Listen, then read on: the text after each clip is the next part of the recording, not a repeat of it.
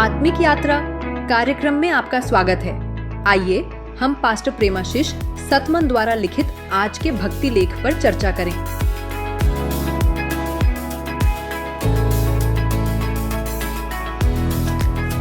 Praise the Lord.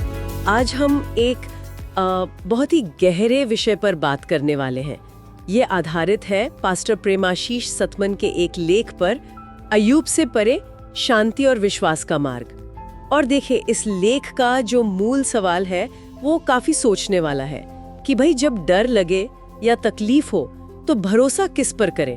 हम अय्यूब की कहानी को अक्सर दुख को स्वीकार करने के एक उदाहरण की तरह लेते हैं ना, पर क्या ये वाकई नए जन्म में विश्वासियों के लिए सही तरीका है? हाँ, ये सवाल बहुत अहम है और शोध का तर्क यही है कि देखिए, मसीह में जो विश्वासी हैं वो एक बिल्कुल नई रचना है।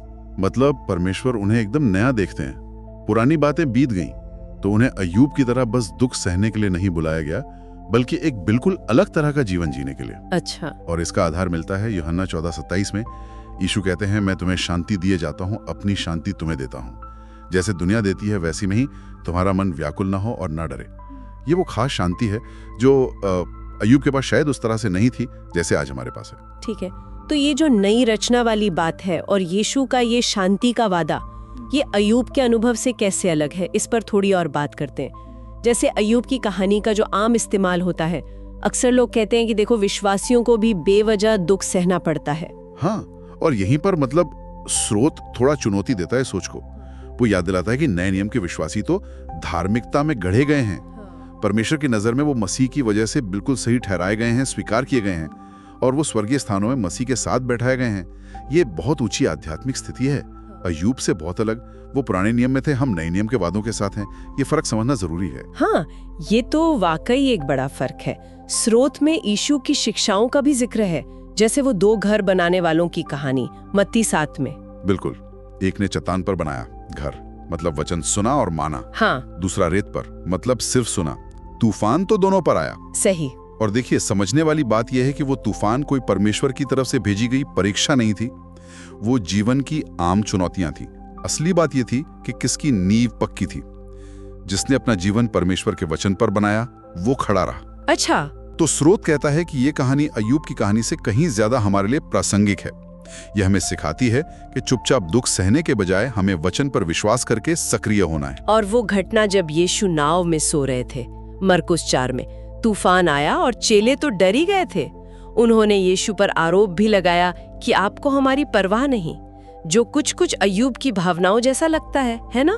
हाँ, बिल्कुल, वो समानता है। लेकिन यीशु ने क्या कहा? उन्होंने ये नहीं कहा कि हाँ तुम बहुत पीड़ित हो। उन्होंने पूछा, तुम इतने डरे हुए क्यों हो? क्या तुम्हें विश्वास नहीं है? उन्होंने उनके डर का कारण उनके विश्वास की कमी को बताया। स्रोत यही इशारा करता है कि अय्यूब के लिए शायद वैसा विश्वास रखना मुमकिन नहीं था, क्योंकि उसका परमेश्वर से वो रिश्ता नहीं था जो आज हमारा मसीह के जरिए है। तो क्या ये सब कुछ घूम फिरकर उसी शांति पर आ जाता है जिसका वादा यूहन्ना 14:27 में है?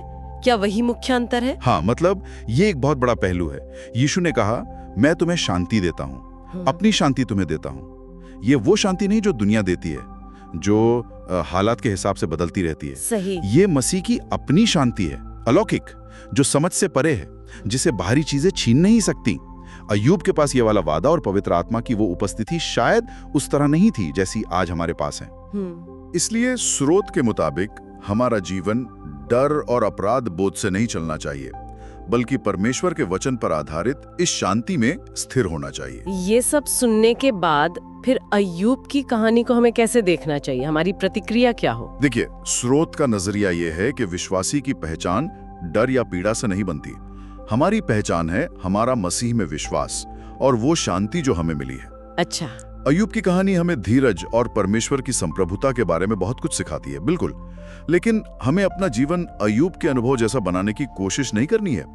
हमारा मॉडल मसीह की शिक्षाएं और नए नियम के वादे होने चाहिए। हमारा जीवन परमेश्वर के वचन पर टिका होना चाहिए। तो अगर हम संक्षेप में कहें, पास्टर प्रेमाशीष सतमन का ये लेख हमें एक तरह से अय्यूब की कहानी से आगे देखने को कह रहा है। हाँ। और उस शांति और विश्वास को अपनाने को कह रहा है जो मसीह में हर विश्वासी के लिए है। बिल्कुल सही बात दिन ने। ये निष्क्रिय होकर दुख सहने के बजाय सक्रिय रूप से विश्वास में जीने का बुलावा है। परमेश्वर के वचनों पर भरोसा करना और उसके मुताबिक चलना, चाहे हालात कैसे भी लग रहे हों। इस पूरी बातचीत से एक बात मेरे मन में घूम रही है। अगर हम सच में ये जान लें और मान लें कि परमेश्वर की वो अलौकिक शांति हमारे पास है, उसका वादा हमारे साथ है, तो ये समझ जीवन की जो मुश्किलें आती हैं, जो चुनौतियां आती हैं, उनका सामना करने के हमारे तरीके को कैसे बदल सकती है। बजाय इसके कि हम बस दुख को स्वीकार कर लें, हम उस शांति में जी कैसे सकते हैं, ये सोचने वाली बात है।